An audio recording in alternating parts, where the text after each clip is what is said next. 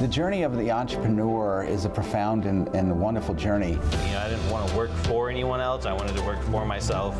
Hi, I'm Mike Caslin, your host for Veterans Playbook. I'm hearing a lot of assets from your military experience. I initially started Battlefish to help other veterans, to help other people. It's battle fishing good. This is a series about veteran entrepreneurs driven by their passion and purpose to create peace and prosperity for themselves and their community. We just grew 20% in the last probably 3 months.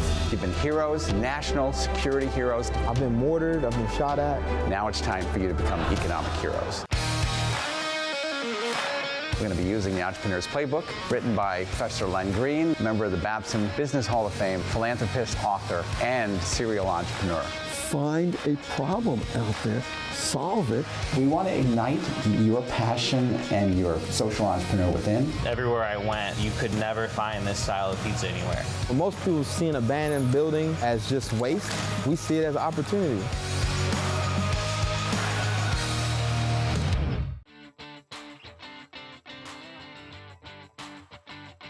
I'm Mike Caslin, and this is Veterans Playbook, and we're here today with founder, CEO, owner, visionary, Sean Russell, who is the leader of Southern Elegance Candle Company. Can you share a little bit of your founder story? Your kind of, why do you do this? So it's a very interesting story. When I was growing up, my mom told me to be a teacher and marry a soldier because she was a teacher and married a soldier. And so that's exactly what I did. And while we were stationed in Germany, the entire time that we were there, I missed home. I was just like, oh, I want to go back home. I was flying back home like at least twice a year, 2 or 3 times a year. And so when I came back home, I was kind of tired of working in education, and I said, I want to do something a little bit different. But what can I start a business and talk authentically about? So I built the whole company about all of the things that I missed while we were stationed in Germany. So the name of the company is Southern Elegance, and it's based off of Southern, just living in the South. So Southern scent, Southern cities, Southern culture. And so that's pretty much how Southern Elegance came into existence, because as a military spouse, I just missed home. So for a military spouse, especially if they're still traveling, any type of online work is a viable type of career. Now, I'm product-based, so that makes it a little bit more difficult because I can't just pack up a whole factory, move and take it overseas. And so for spouses, I'm always telling them, really take advantage of every single opportunity that you're given, because you never know where it is going to lead. Now might not be the time for you to start your business, but the seed of it is being planted. Yes. So had we never been in Germany, I probably would have never started a company. Yeah, and you have that concept of Southern sensibility. And when you started, how did it evolve to this wonderful Oh, wow. Sean's House factory, right? And so when I started, it was literally just naming candles after Southern cities. And we would research Southern cities and then find out, like, what is that city known for in the South? So we started with, like, Charleston. And Charleston has one of the last tea plantations, so our Charleston candle smells like sweet tea. We had a Durham candle that smelled like tobacco. We had a Raleigh candle that smelled like pine because, you know, Raleigh is the capital of North Carolina and we're the Pine State. And so we just researched a lot of cities in the South and created a whole line of candles based off of that. And we had one candle size to begin with. And then it grew from that into spring and summer scents, fall and holiday scents. So we have our signature line, and then we added different sizes, and then we added different products, and then we added our Southern Sayings collection, and then our Jubilee collection. So it really just started off from the core of those Southern cities. Yes, and it sounds like you've been a bit of a self-taught entrepreneur, but you're teaching your team about entrepreneurship. Kind of what gets you in here every day? So I did become a teacher and marry a soldier, just like my mom said. And I really didn't even have the concept at the time when I started the company that one person could own a whole business. And I grew up in rural America. That's just how it was. So I didn't really grasp that concept. And so as the company grew, and I was just like, there are days I walk in and I'm still looking around like, I can't believe that this is all mine. When we look at our store list, and we're in stores all over America, we work with Macy's. All of these things have happened in my life, and it's so amazing. I think just being a role model for other women, other minorities. That is really what keeps me going and waking up and saying, okay, one more day. Because entrepreneurship is hard. Like, people kind of gloss over and make it seem like it's really easy. It's gonna show up and everything. But at the end of the day, this is a really hard thing to do because you are responsible for your employees and making the money and paying the bills. But knowing that I'm waking up every day and having people look at me and say, if she can do it, I can do it, that keeps me going. When we talk about entrepreneurship, sometimes it's about coming up with what we love, and that's maybe a solution step, but backing up to the problem step. Could you share a little bit about the problem that you were starting to solve? So that's always an interesting question for me as an entrepreneur, because I never viewed my company as a problem solver. And so I always look at things as, are you a cure or a supplement? And so what we are, we're not a cure to a problem, we are a supplement to a lifestyle. So what we do is we reinforce how people already feel about themselves. And so being in the South and living in the South, it's like a special kind of thing. You have a special vocabulary, we have special mannerisms, we just have a special kind of vibe about us. And so what my product does really is reinforce how we already view ourselves. You know, because sometimes people think living in the South is like a bunch of country hit kind of people, when really we are an amazing myriad group of people down here. And so my brand really reinforces that. So if you really want the problem per se, it's about making sure that people feel like they are seen and heard and accepted into a community. But again, like, what we really do is reinforce all of the greatness that exists here. Wow, so it sounds like a little bit like a vitamin S. Yes. It's vitamin special, because South is special. Yes. Southern Elegance is special. That's right. And it's kind of that booster that maybe makes you just smile for a second. Maybe it lightens things up for a second, and maybe it reconnects. That's exactly what it does. It connects people to their roots.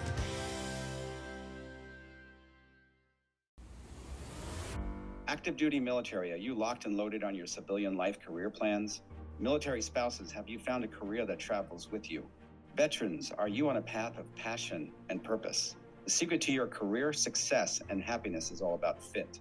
Learn how to customize your career to your powerfully unique talent, passion, purpose, and values. Control your own destiny by launching your own business. Order these books now on Amazon or visit veteransplaybook.com. Many entrepreneurs learn things the hard way. Increase your chances for business success. Len Green has over 40 years of experience advising thousands of winning entrepreneurs. He shares their inside secrets and proven strategies so you can learn it all before you launch your business. Based on his popular course at Babson College, the book reveals 18 down-to-earth principles and proven business tactics. Read the book and get online feedback from Len. Order today on Amazon or visit veteransplaybook.com.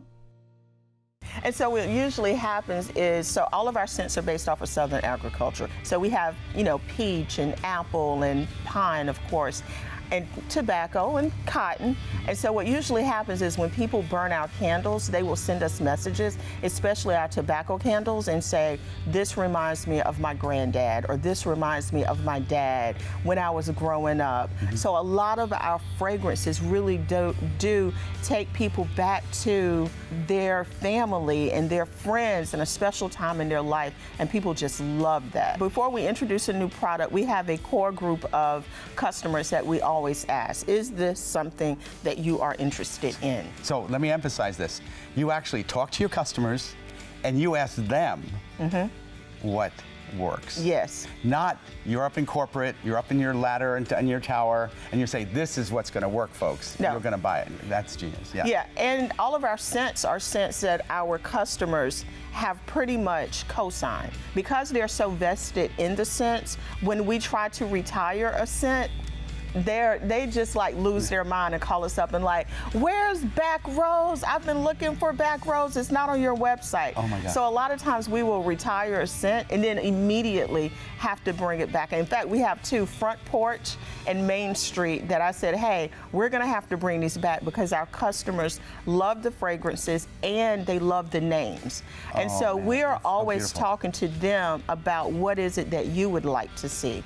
And so our Southern Sayings collection has like a lot of Southern sayings, and it really does have, we're in the Bible Belt, so it's very spiritual. Yes. And so it is ideal for our customers, although some other people that may not be in the South might not get it, but it's not for them. Right. My plan was just to be a local company. And so we did a lot of trade shows that were local, a lot of church bazaars, school bazaars, festivals, farmers markets, things like that. And I really grew the base of the company that way. And so as I started getting older, I was like, I cannot keep lugging these candles. I have got to switch and learn how to do it digitally. And so I really started studying social media, e-commerce, and learning how to sell via my website. Yes. And so then there was a time where I was doing a combination of both. When you are on social media, you never know when you're gonna go viral.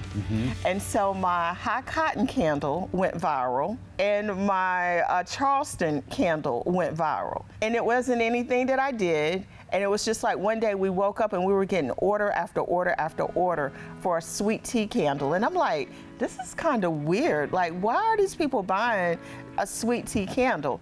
But someone had wrote an article about us and we went viral. Oh my Sometimes the viral is good, as with the sweet tea. Sometimes it's not so good with the high cotton. People were not happy that I, as a minority, had a high cotton candle. But we sold. Yes, yeah.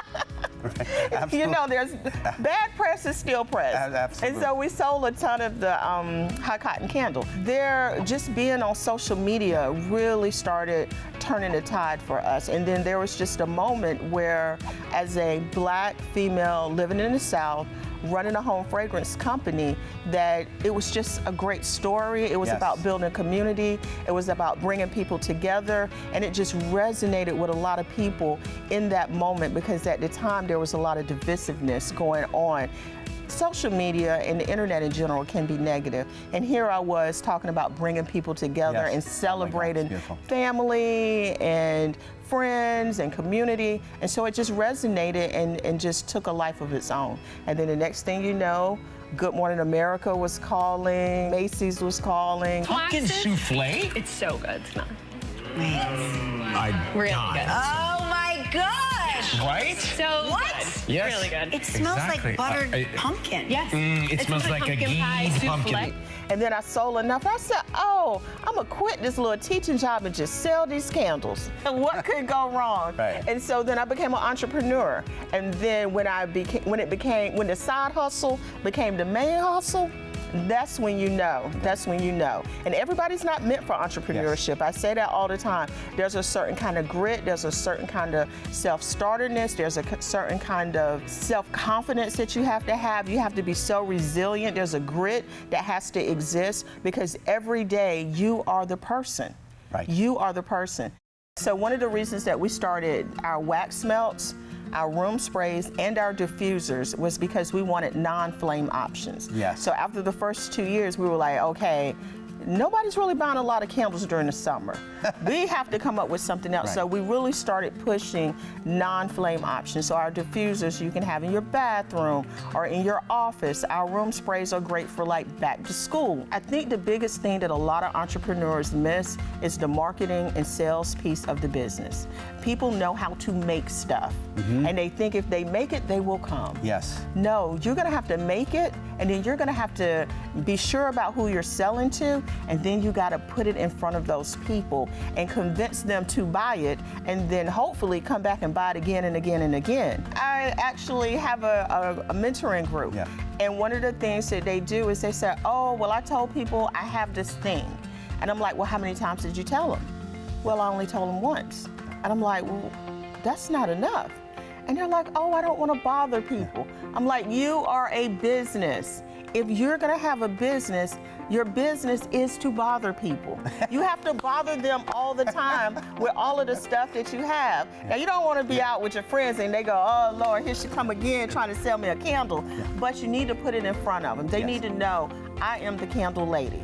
I have a website. We have seasonal scents. It's the fall. You want a pumpkin candle? I have a pumpkin candle. You don't like pumpkin? I have apple. You don't like apple? I have a variety of scents. What do you like? I have it for you. It's really hard, in particular for women because we're taught to kind of play small and don't really agitate people. And I'm telling women, if you have a business, you have to play big and you have to agitate people. So I think for a lot of people, it really is this learning curve where they find the right balance for who they are and their business. But the moment that they start making money, I think that's usually when people change their mind about bugging people. Yes. When I started talking about it, putting it on social media multiple times a day, putting it on a lot of different platforms, talking about it all the time, reaching out, getting the press, that's when I saw the sales change. And then I was like, well, this is a business.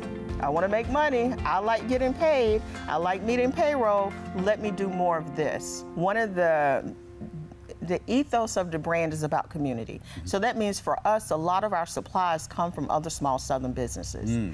And so our fragrance comes from Georgia. Our wicks come from Florida. Our labels come from South Carolina. Our shipping supplies come from South Carolina. Our jars come from Arkansas.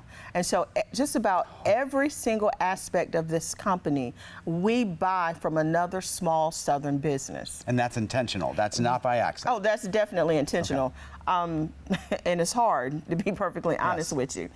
There are some vessels that we would like, some jars that we don't get because they're not made in America. Yes. For me and for the brand to exist, I can't speak about community and then buy all of my supplies from all over the world. There is absolutely no way to grow a company without surrounding yourself with the right people, the right mentors, the right consultants, and the right team members.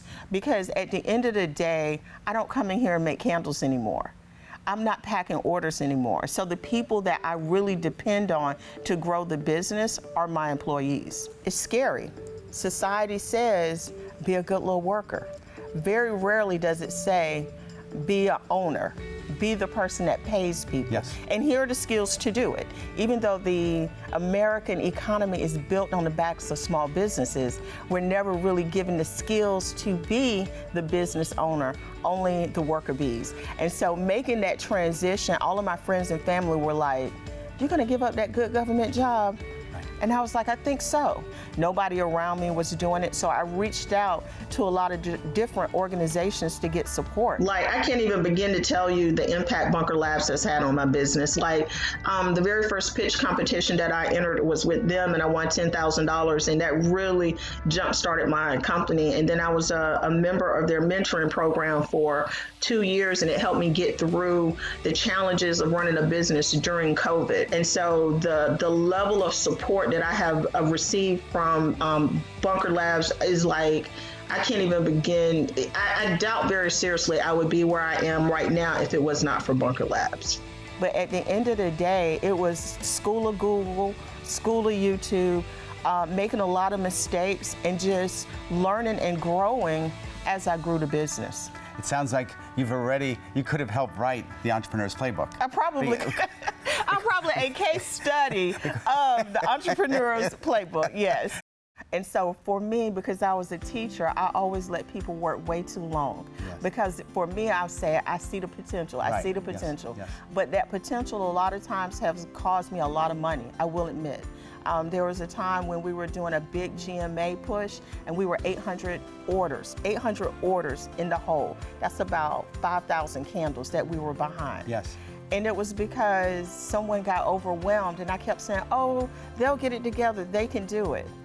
But it cost me almost $50,000 in the end, and we lost money on that particular thing. Even big businesses struggle with this. It's always a tightrope that small business owners are gonna walk. Yes, and for the planet, is there anything that you started with at the beginning that you've evolved? And so one of the things that we did was we got rid of packaging. So we don't have outer boxes anymore. Our peanuts are biodegradable. Whenever we are packing products, we are always trying to make sure that whatever we're doing is planet safe. Our glasses, we do regular series on how to they're mason jars, so there are 1,001 uses for mason jars. We teach them how to recycle the glass, reuse the glass, and in terms of what we do, we try to reduce our footprint as much as possible. possible. And I think that too many times we're looking at the Amazons of the world or the Apples or the Facebooks and saying, I want that, without realizing what type of sacrifices you're gonna have to make as an entrepreneur to get to that level. And so now I tell, when I'm talking to people, I'm like, what number do you think you need in order to live the life that you would like to live? And then we start with that number that they would like as a salary, and we build a company around that number. Yeah. But at the end of the day, you're breathing rarefied air and you're almost dying because of the amount of work that you're doing to maintain it. I decided on a number and I said, okay, we are gonna scale back the company to this number so that I can live healthy and happy. You have an opportunity to put out a request. Is there something that a viewer tonight could do that could help you? Yes, buy a candle. How would they do that? Oh, do you have a website? Yes, so you can always Google Southern Elegance Candle Company or Deshaun Russell. Either one of us will bring up Southern Elegance Candle Company, or you can visit our website, www.secandleco.com. But we all know everybody's just going to Google Southern Elegance Candle Company. That's beautiful. That's beautiful. Do you take new ideas? We do. We're always taking new ideas. We'd love to listen to our customers. The vast majority of the scents that we have now came from customers. We reach in excess of 1 million people every month. So between Southern Elegance, Deshaun Russell, myself, and our customer base, we have about, oh man, I don't even know, 100,000 customers. I don't even know how many customers we have. We have quite a few. Touching 1 million people a month, 12 million people a year is like mind-blowing for me. You're lighting up the world. I hope you are inspired by this amazing veteran venture story. Whether you're an active duty veteran or military family member, starting your own business is a great dream. We hope you're inspired to act now, pursue this passion and purpose, and by doing so, move our world to a better place. We are Veterans Playbook. Until next week, I'm Mike Caslin.